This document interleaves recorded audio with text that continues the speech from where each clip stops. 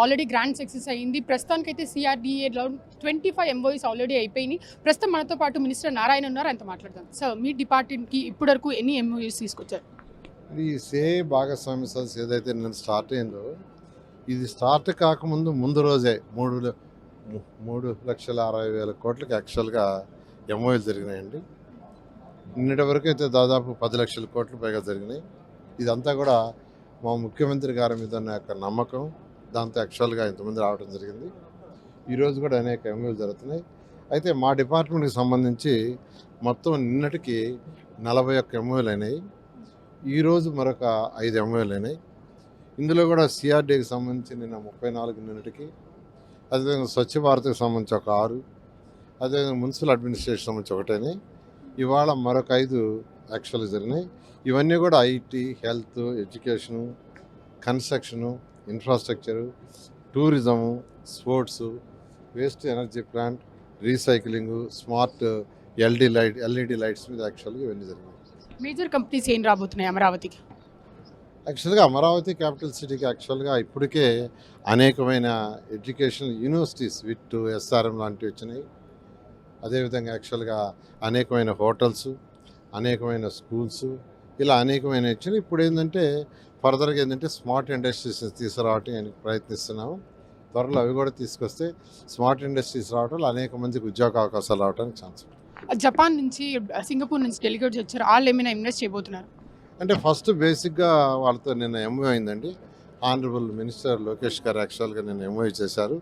వాళ్ళ టెక్నాలజీ, వాళ్ళ నాలెడ్జీ, ఎందుకంటే they are well equipped with technology and knowledge.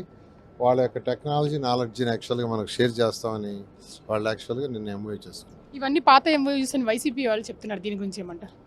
YCP వాళ్ళు ఏం మాట్లాడతారో వాళ్ళకే తెలియదు. ఎందుకంటే గత 5 సంవత్సరాల్లో ఈ ఇండస్ట్రీస్ని టోటల్గా నిర్వీర్యం చేశారు.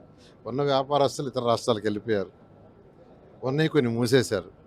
కానీ మా ముఖ్యమంత్రి గారు చాలా క్లారిటీగా రాష్ట్రం డెవలప్ కావాలంటే, ఆర్థికంగా డెవలప్ కావాలంటే ఒకటే మార్గం, ఇండస్ట్రీస్ రావాలి.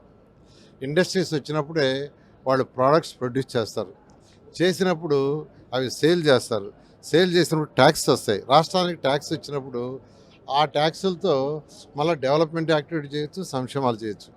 అదేవిధంగా యువతకు ఉద్యోగాలు వస్తాయి. సో ఇవన్నీ ఓవరాల్గా దృష్టి పెట్టుకొని ఈరోజు మా గౌరవనీయ ముఖ్యమంత్రి గారు డే 1 నుంచి ఇండస్ట్రీస్కి ప్రయారిటీ ఇస్తూ అనేక దేశ విదేశాలు వారు తిరిగారు. యువ నాయకుడు లోకేష్ గారు కూడా ఈడీబీ తరఫున ఆయన కూడా తిరిగారు.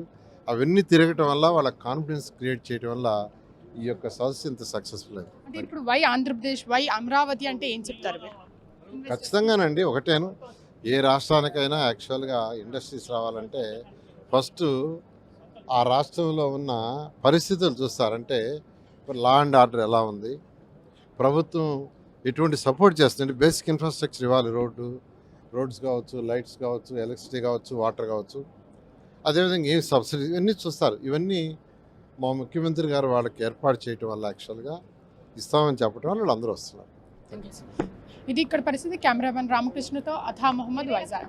చరిత్ర సృష్టించినోడు ఇప్పుడు ఆ చరిత్రని తిరగరాయబోతున్నాడు. అబద్ధాల గోడల్ని బద్దలు కొట్టి నిజాలను రాగా మీ ముందుంచబోతున్నాడు. నిజమైన వార్తల కోసం వెంటనే డౌన్లోడ్ చేసుకోండి రా యాప్ని.